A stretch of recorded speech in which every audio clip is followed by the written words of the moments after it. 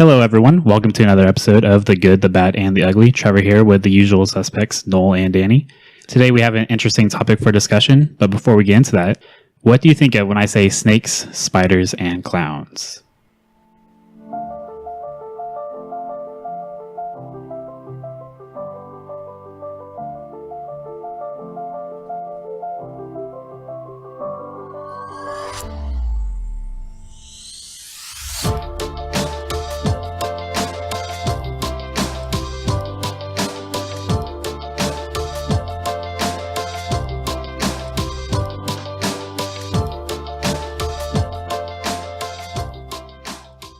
I would say that you're talking about fear, phobias, something like that, because I know certain people are scared of snakes at this table. You said snakes and I was about to shut off the mic. I was done.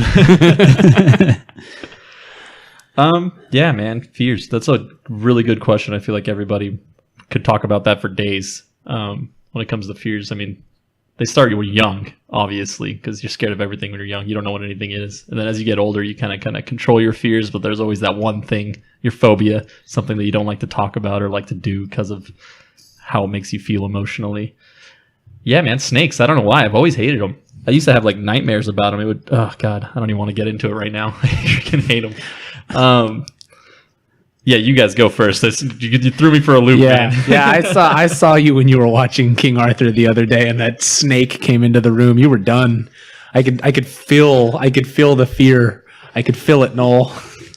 But you know what it is? It's straight just emotional with me. Like when I was little, I had the nightmares and stuff. So every time I see one, it's like flashbacks of when I was like 6 years old, just freaking running around in my house thinking there was snakes on the floor. And it's just like, now every time I see one, that's the first thing that pops in mind. Like I'm not legit scared of them. If there was like one on my table or something, and I probably wouldn't start freaking out. But the thought of snakes is what messes with me. It's all my mind. It's a mind game. It's like an icky feeling. It's like you see it and you're just, nah, I don't need to be in that room. I don't need to see that. No, I'm good. I'll back away it'd be perfectly fine if they never existed.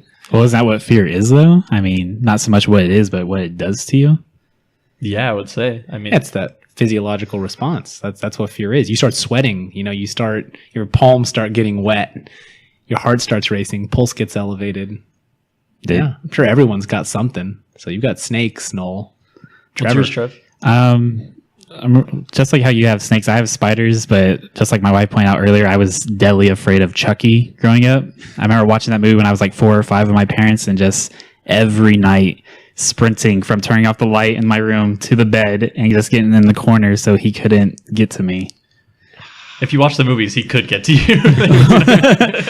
That's the worst in horror movies, when you have the person crawl up underneath the sheets or underneath the comforter, because that's your safe spot, especially when you're a kid. You think if you've got the comforter pulled up to your chin, you're good. If I hide underneath here, I'm fine. And then all of a sudden, the little girl crawls out underneath and is right in your face. Right, what was it? That was The Ring, right? Or something? Was it The Ring? The Grudge? It was The Grudge. Yeah, that's the one. Yeah, The Grudge. Other creepy, scary little girl. I'm sure there's plenty of movies that we can cite here to show that kind of creepy moment of them crawling up the comforter. Yeah. That's weird. Yeah, my phobia or my fear, and I always try to fight against it because I will do things to like fight against this fear, but it's heights over water.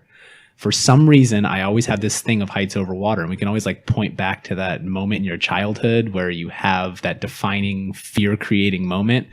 And I remember, like, when I was a kid, we would go to the beach a lot, like the Central Coast, and we'd be on the piers, you know, like on every town, like Morro Bay or Cayucas or something, and there'd be this pier. And I remember as a little kid, my dad saying, don't get too close to the edge because you could slip through the wood and then you'll fall into the water. And for some reason, that made a huge impression on my mind. And now even to this day, when I'm like walking, like I walked across the Golden Gate Bridge, and every time I started thinking about it too much, I started sweating. I started getting freaked out that I was going to fall off the Golden Gate Bridge. I'm 27. Like, I'm not going to fall off of a pier, but every time I go on a pier, I have this like thing where I'm going to fall off of it.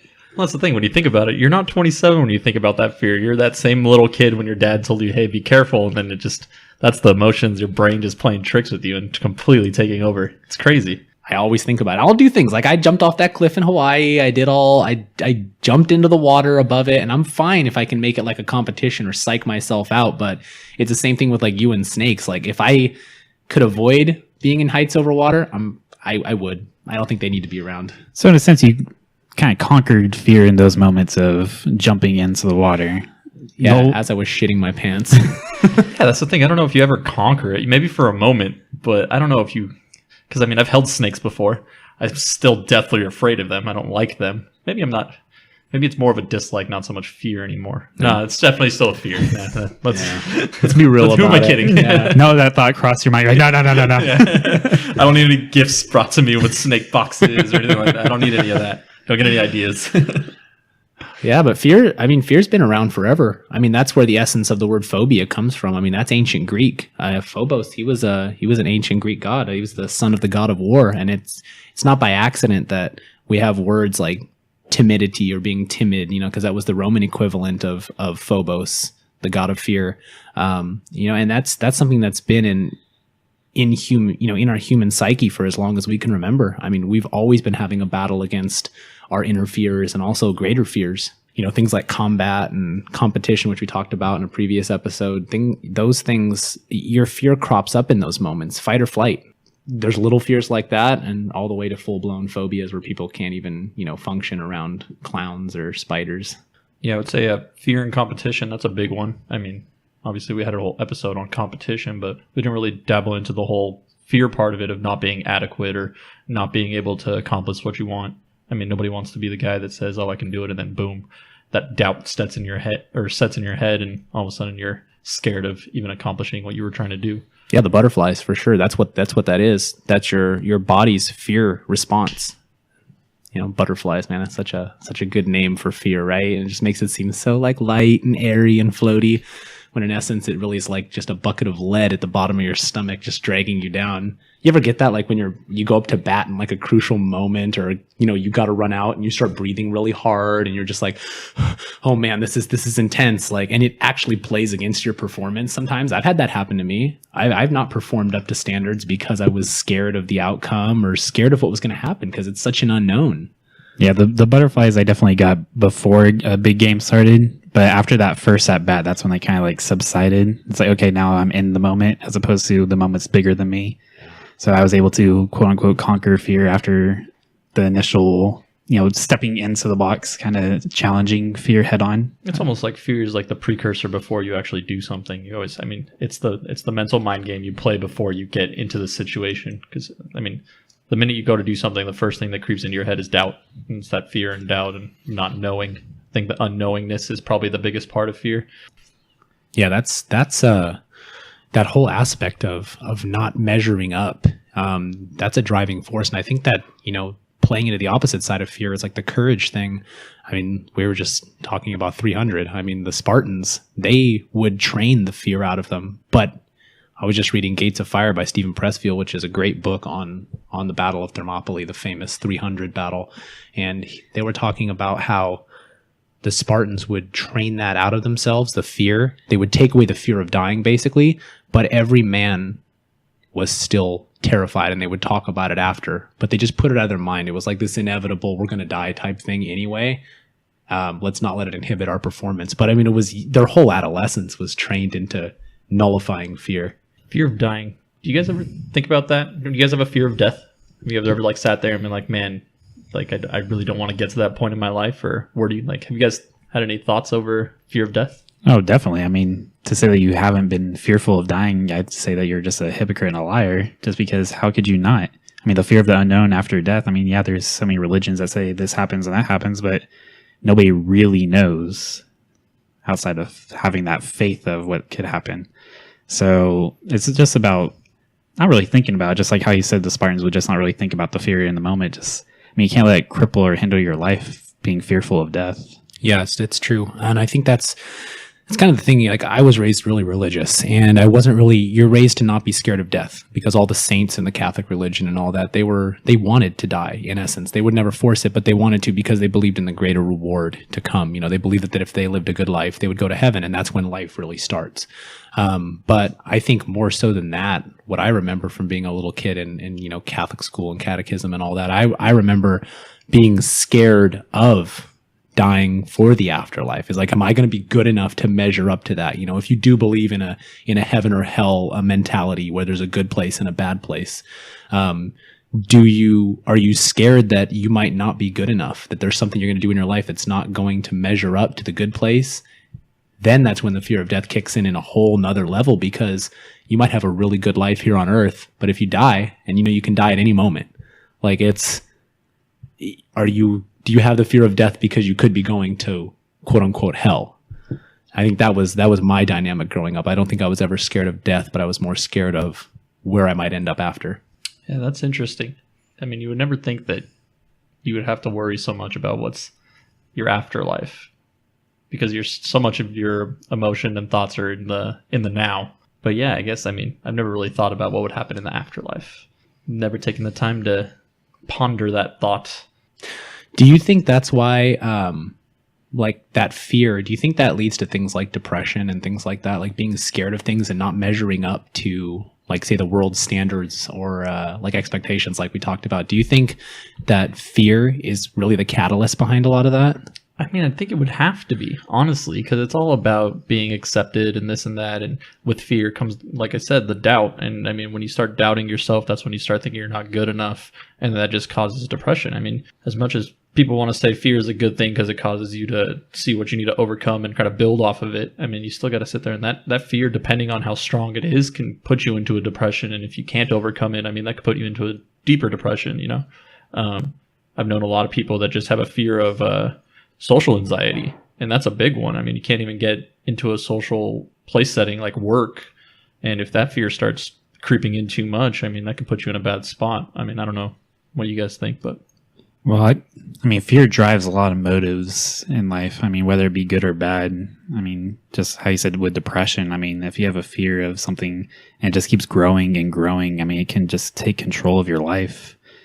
And so that's where it could be a real negative, obviously. So like I mentioned earlier, just about conquering your fear, whether it be depression or anxiety or the social construct of your life. I mean, just conquering fear is just, I would imagine, be so rewarding to overcome those situations. Yeah, it's a huge endorphin rush when you conquer that fear, when you find whatever way it is that you do to get over that hump.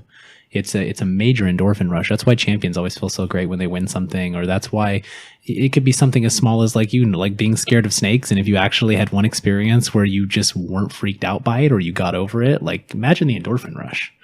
I mean, that's what, like, okay, imagine this. We're all scared of like talking to that girl. You know what I mean? Like you're a freshman in high school and you got that girl you want to talk to, you know, the cheerleader or whatever, you know, and you go up and you're like, hey, I want to go talk to this girl.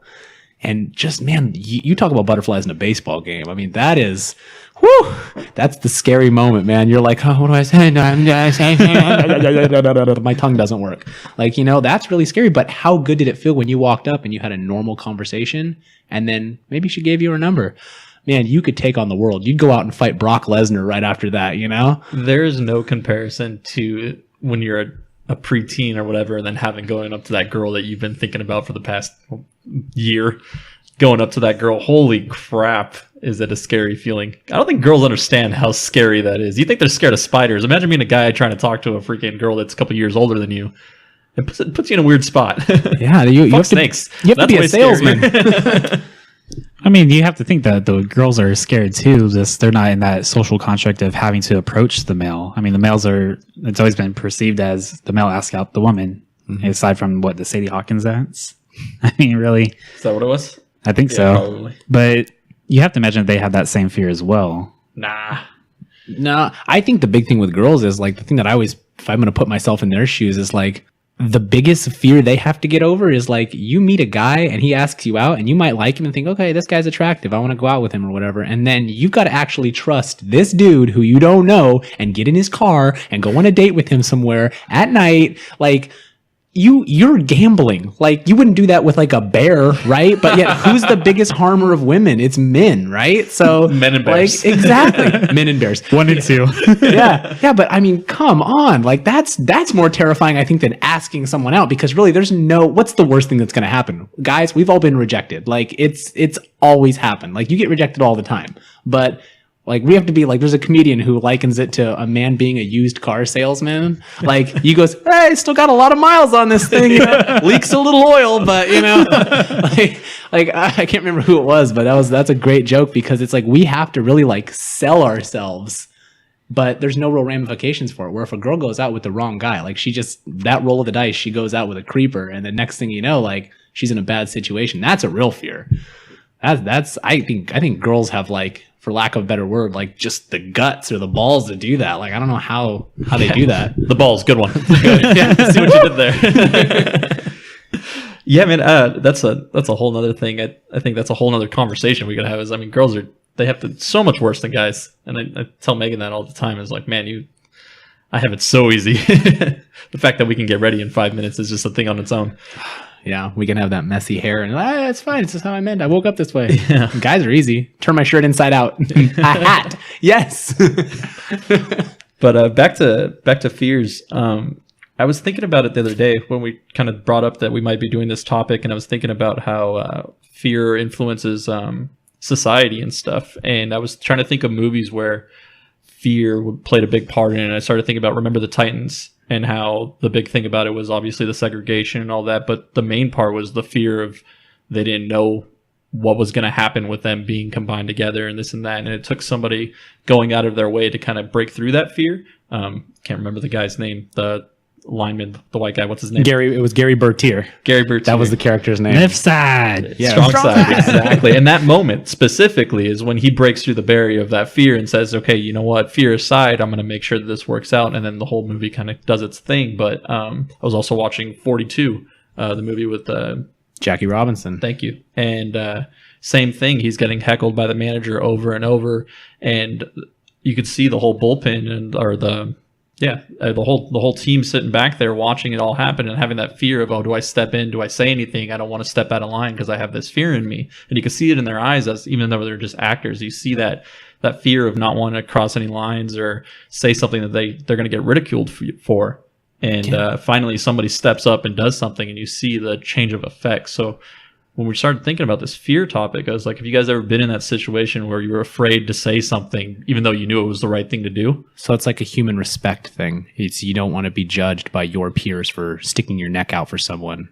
Yeah, like when Pee Wee Reese does that for Jackie Robinson when he comes and he puts his arm around him. Yeah, yep. Absolutely. Like that was like a defining moment, and that's history. I mean, that's a movie, but that really happened, like, so yeah, I think every time, I think every person has a time in their life where that has happened. Like, do you have one, Trevor, where you can't think of something off the top of your head? Off the top of my head, I'm sorry, everybody out there that I didn't stick up for. Well, you know what it is? No, I've stuck up for everyone. That's what you can go with. Yeah. No, I'm just such a great person that I just can't pick one moment. And I've known you almost my whole life. That's not true. I mean, I would say I stuck up for you sometimes. I mean, little brown boy in school. You probably did. Not trying to be a dick or anything, but. Yeah. No, it's true though. Like everyone has that moment. Like I was always because I was raised, I was homeschooled, I was very close with my family. So I just thought of everyone should be that close. That was what I took into like being a kid when I go out and play on baseball teams and stuff. And every kid, like every team's got that one kid that is kind of the outcast on the team. He might not be like the best fielder, or he might not be the best hitter. He might not be the best athlete. He's just there because, his parents think it's good for him to get out and play some sports or something.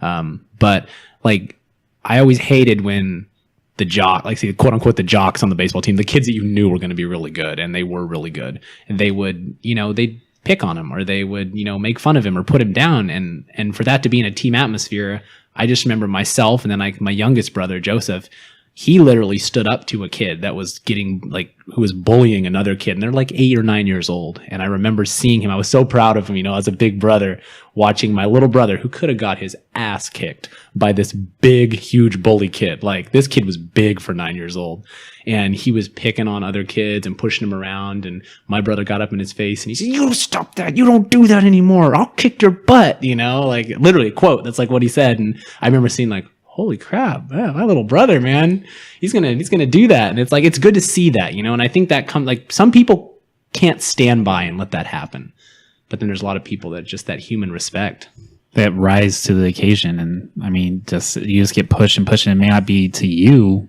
but it's bugging you because it's happening to other people, and just rising up and conquering that situation. See, and that's a interesting thing to talk about, because then you start looking into political side of things, like when Kaepernick was taking a knee during the ceremonies and stuff like that, and everybody was looking at it like, oh man, this guy's going way out of line, I can't believe he's doing this. But could you imagine if it wasn't just Kaepernick doing it, if Tom Brady was to do it also, and how different everything would have got viewed because it was a Hall of Fame white quarterback going out of his way to kind of break that barrier, kind of like the Remember the Titans scene, going out of his way and saying, okay, I'm going to do the right thing. Not to say that I'm saying it was the right thing or anything like that, but if that was his view and he was to do that, how different things would have went.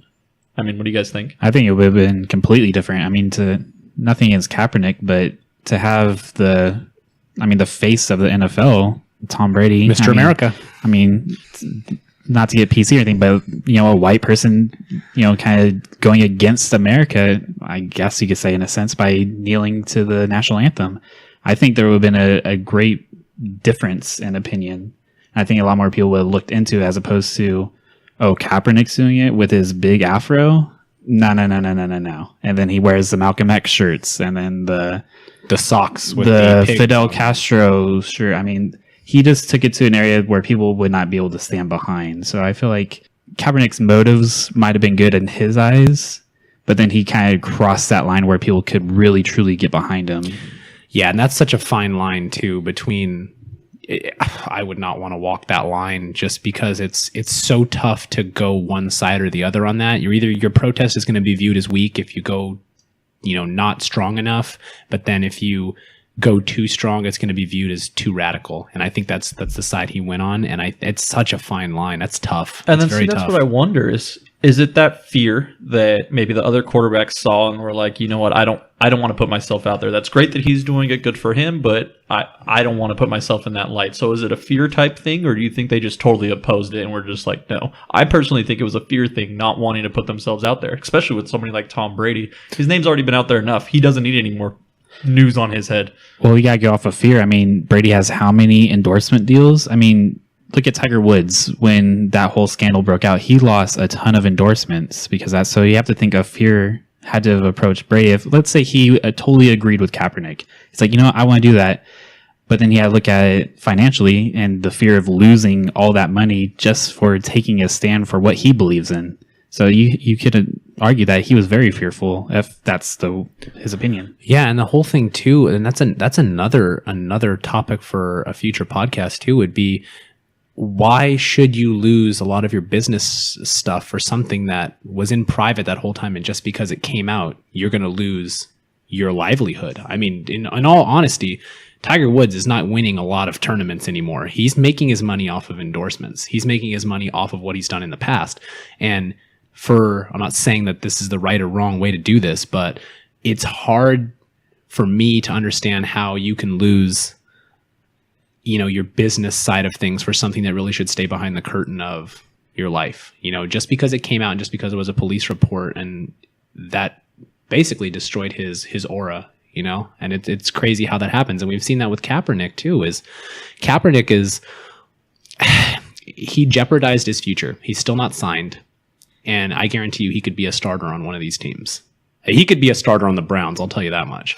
But, and that's why I think, like you were saying, Noel, that human respect factor coming in. I think a lot of people probably were thinking like, okay, either I'm on this side of the fence or the other side of the fence. And also the Trump thing with the NFL, that was huge too, with the different players being on the side of Trump and not being friends with their teammates who were voting for Trump. So all these polarizing things, I think a lot of people just don't want to, especially in this day and age, don't want to declare where they are. And I think that's a fear that we haven't seen on this level.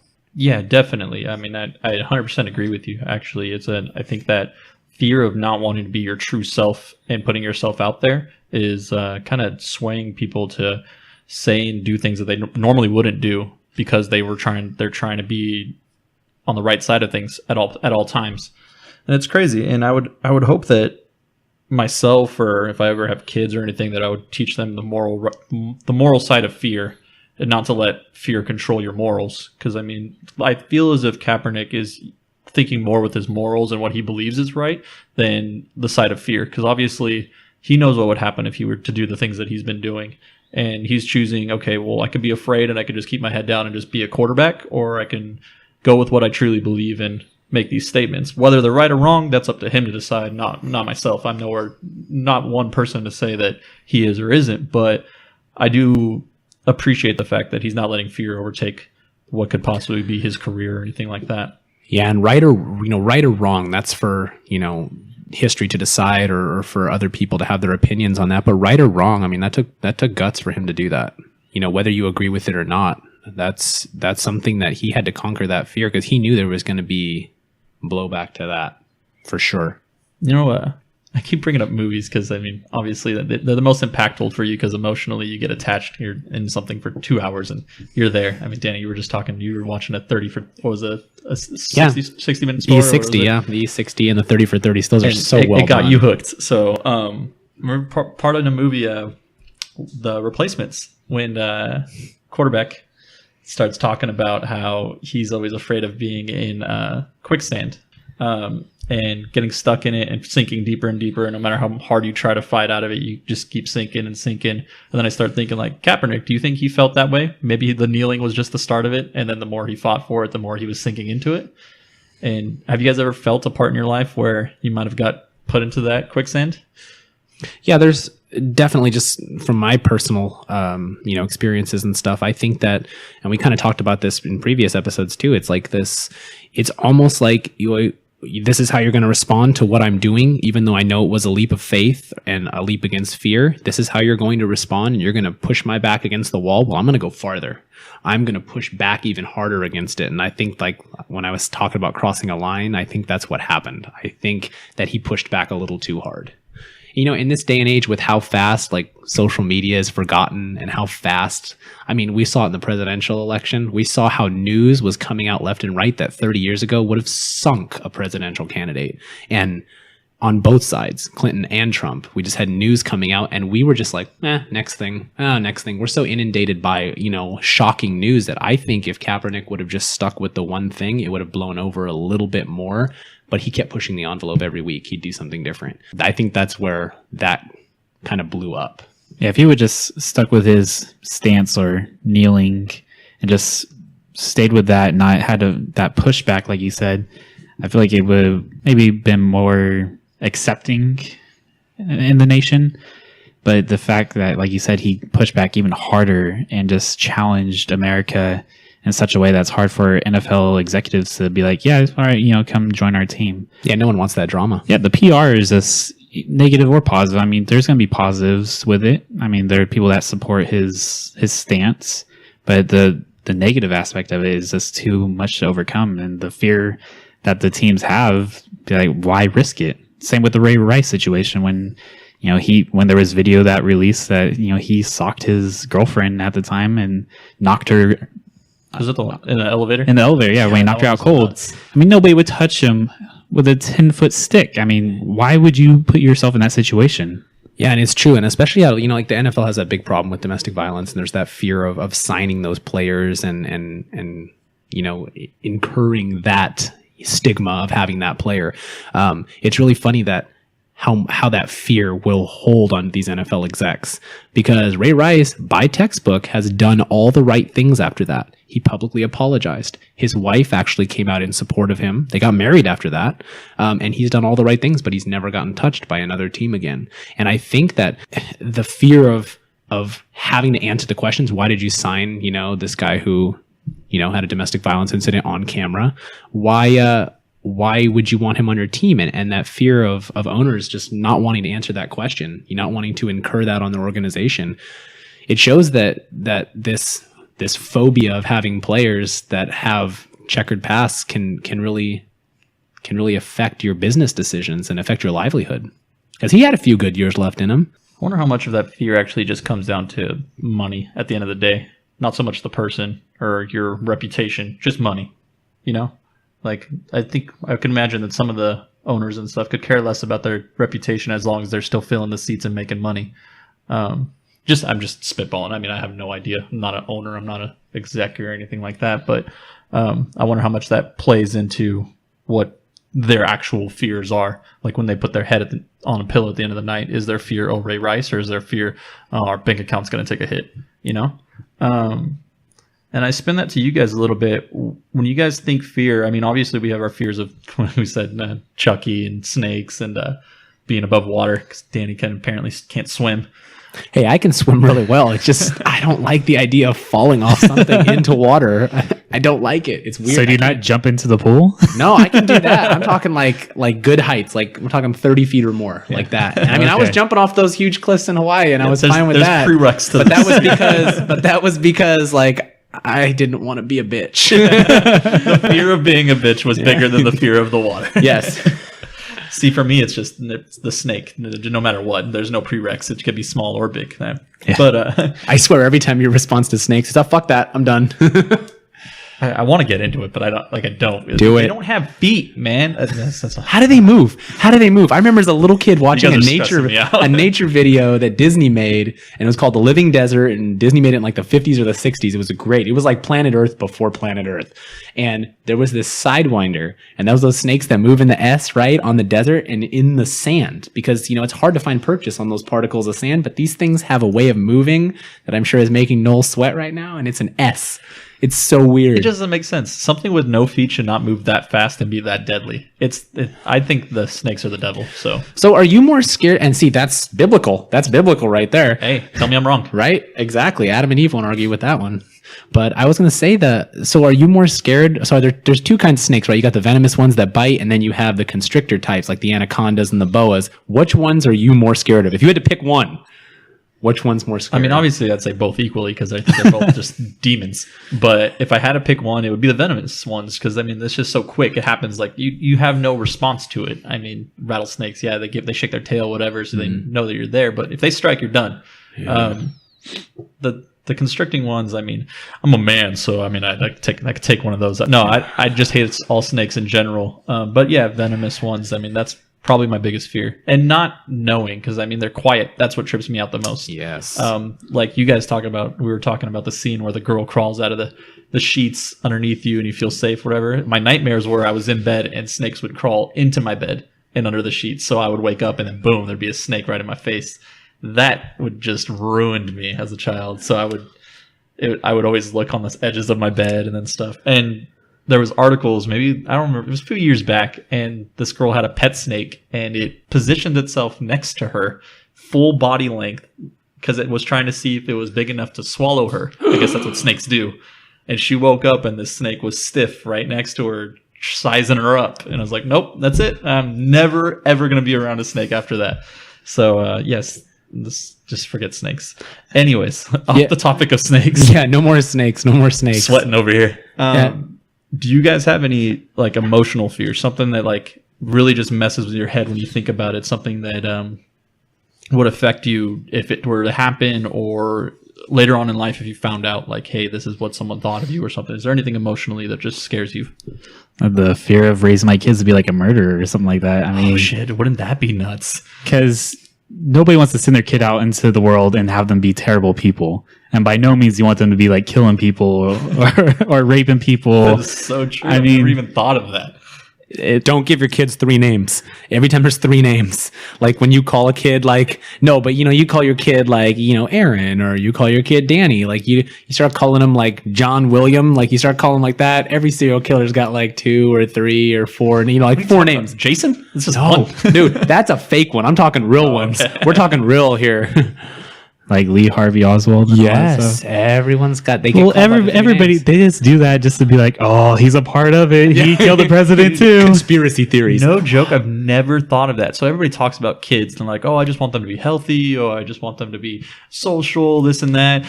You straight up, I don't want them to stab anybody repetitively, and I don't want them to be serial killers. That's genius. I've never heard that in my life. I don't know if it's genius. Well, I mean, just the thought is. I mean, it's a little sad, but I've never thought of that. And I'm gonna talk to my sister. So to check in on Nathan. I have a fear that I'm just going to mess up my kids so much that they're going to kill me as well. I mean, just to sleep one night and all of a sudden this just like, oh god, like it's not going to be the Grudge coming underneath the sheets. It's going to be Aaron. No, just straight up just like with a knife just coming at me. That's just a fear that I have, that I'm just going to mess them up so much. This is why we're hoping fidget spinners distract them enough to stay away from knives. That's right. Maybe video games aren't a bad idea. Just sit them in front of there, let them play, and we're good. No, but I've never. That's a really good one. I've never thought of that. So like, even maybe not even to that extreme, just like becoming a freaking, they just go and rob stores all the time, or just a felon or something. Like nobody wants that for their kids, but never thought like there's probably been a night where you're just laying there like, man, I hope I don't screw this up.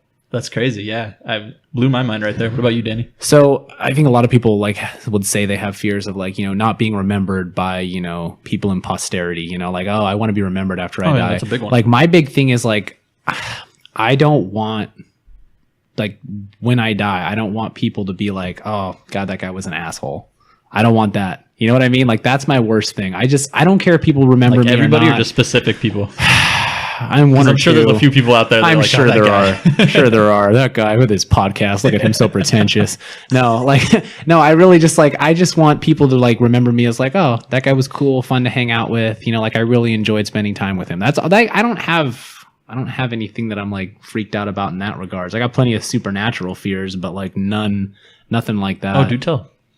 Like supernatural fears? Yeah. Like why I don't like watching any kind of supernatural horror movie because that shit's real. Well, that should have been at the beginning of the podcast. Demonic possession, man. That shit freaks like me Exorcist? out. Yeah, dude. Like I have sleep paralysis. Like when you're about to fall asleep, like once or twice a year, I'll still get it. I used to get it a lot as a teenager. And it's that thing where like right before you fall asleep, your body like locks up and you can't move. Well, mine's super weird because from my perspective, when that happens, and I know it's a medical thing, like your body, it's this moment right before you get into like sleep where your body like locks up and you can't move and your mind is still awake, but your body's asleep. It's really strange, but I get it like once or twice a year, really. And it's weird. I hear this humming, this really weird humming. Like as it's happening, I hear whoa, whoa, whoa, like it's a humming sound. It's really strange. And my roommate Tyler, our friend, he gave me like a face to it at one point because I was like, man, this is really weird. I get this sleep paralysis thing. I looked it up. It's a medical issue. And he goes, no, well, let me look it up. And he goes on Wikipedia and pulls up this thing called an incubus, which is a demon that in many cultures that sits on your chest. And it was the ancient explanation for sleep paralysis. And it's this little short pot-bellied demon that sits on your chest and suffocates you. And and that's legit. There's literally pictures of it, like in the Renaissance and in the Middle Ages. Did There's they make a paintings movie of it. about it? I'm sure they did. I don't watch them. Insidious or Sinister, one of the two. Oh, but this thing sits on your chest and it's so ugly. And then I was talking with a coworker about it, and she said that in like Asian cultures and stuff, they have one too. They have a little demon that like sits on the chest, or like a little deity that sits on your chest and like is evil. And I was like, oh my gosh, this is a real thing. So every time I get it, I try to fight it. I try to move, and it's a weird one. Oh, that's nuts, man. Twice a year? Yeah, it used to be a lot when I was like a teenager. It used to happen all the time. And I would like be praying, man. It feels evil though. Like it's really weird. I don't know if that's my upbringing talking, but it feels evil. If I knew this, I would mess with you so much. Jackie, you're missing out on just put some fucking like heavy ass stones on your chest in the middle of the night. Just start singing random songs. That's grounds for breakup right there. If that happened. Oh man, that'd be hilarious. Not to say that your fears are hilarious, but they are. Marginalizing my fears, is that what you're doing? Well, you guys We're trying to help you conquer it. Thank you. Yeah. Make it funny. Yeah. Make humor. it funny. How do you fight fear? Humor. For real though, they do say that laughter is the all cure. Well, like in Harry Potter, that being that takes up your fear, your biggest fear. Oh yeah. And by laughing at it, you're defeating it. That is true. What was it called? You remember? Yeah. What is the opposite of fear? It's like courage, really. But I think happiness is a huge factor. But yeah, I remember that. Oh, I never even watched all like Monsters Inc. type thing, laughter/screams. Oh, wow! I didn't realize that movie was so deep. Yeah, Pixar. Gosh. I mean, I don't know if they meant for it to be that deep, but I think there is, dude. A lot of those kids' movies, they got a lot of like lessons, like adult type lessons. Yeah, every single one of them. Yeah. Well, they're all adult movies in a sense, but they're geared towards kids. Maybe they're trying to raise kids the right way. Because I mean, movies are the babysitter nowadays. I haven't. They don't want their kids to grow up to be serial killers, Trev. Yeah, that Inside Out one, wasn't that all about like emotions? Oh yeah, that one. I didn't watch it. That will mess with you. But I didn't watch it. But I heard it was good. Oh yeah, it was great. It showed like Trev. Have you seen it? Yeah, it shows multiple emotions. Wasn't fear one of them? Yeah, fear, sadness, anger, and then I think happiness was like the main fairy or whatever. But yeah, that was a great one. I highly recommend it. You should let your kids watch it. It'll make them cry. You'll cry for sure. And make them not kill people? Yeah, probably. That's a plus. Yeah, I don't want any spoilers or anything for anybody that hasn't seen it, but it's a good one. Man, I had a good emotional fear, but I feel like Danny kind of stole mine. So, Trev, go ahead if you got something you want to talk about. Well, this whole podcast we've been talking about the bad aspects of fear. Can we bring up any good ways to utilize fear? Danny, do you have anything that pops in the top of your head? Sure, yeah. I think, like we were talking about competition in the last episode, I think that the best way to beat fear is to use it to your advantage. Honestly, I think you can get in better shape. I think you can become a better person mentally if you use fear as your catalyst. If you take fear and the fear of failing and the fear of looking dumb in front of people or the fear of seeming ignorant, you can use that to your advantage as the motivation for achieving success. I was listening to Jocko Willink, that U.S. Navy SEAL, who's got a really good podcast, but he was on Joe Rogan the other day, and he was talking about using that as your motivation, using fear and the prospect of failing, because I think those two go hand in hand, and using that to achieve greater levels of success. Yeah, I mean, I 100% agree, especially, like you said, using it for motivation. And I was trying to bring it up earlier, and it was that quote from Coach Carter, or specifically, it wasn't from Coach Carter, but this is where we all probably know it best. But a lady by the name of Marianne Williamson wrote this quote, and I believe she published it in a book, but she wrote the quote, "Our deepest fear is not that we are inadequate. Our deepest fear is that we are powerful beyond measure. It is our light, not our darkness, that frightens us." So I think when I hear that quote, I mean, especially when I heard it in that movie, it just stuck with me. So when we did this fear podcast, I was like, oh man, that's perfect. That hits it right on the head. Saying that your fear is that you're powerful beyond measure. It's like basically telling you like you're capable of so much, and to be able to use that fear as motivation, like Danny said, is what really people should be striving for. Not only looking at fear and putting themselves into depression, but using that fear to push them into something further than they ever thought that they were capable of doing. So, I mean, when you say thinking of fear as something good, that's definitely the quote I would look for. Yeah, there's one quote that always kind of stuck with me, and that was, "Don't let the fear of striking out keep you from playing the game." And you got to think of that as almost saying that, you could achieve all things. Don't let fear hold you back. Just like how you were saying, like, we can achieve all things. And like Danny said, using that fear to catapult you to achieving all your goals. I mean, it's really just a good way to kind of view life and to, attack life when it comes to certain aspects. Yeah, I was reading an article on Lifehack just a second ago, and they were talking about how most of your fears are actually irrational fears. Like, we're projecting these fears to be a lot bigger than they are. Think of like going into an interview, and you build it up so much in your mind as to, oh man, this is going to be so tough. This is going to be really, really difficult tasks. How much easier does life get when you make a to-do list? It kind of organizes. You just have to find what works for your brain the best way when it comes to combating fear. And for some people, it might be realizing that the fears are irrational, or most of the things you're scared of aren't really going to happen. Like my fear of slipping through the boards on the pier. Like, in all reality, that's never going to happen. But for some reason, it just was stuck in my mind.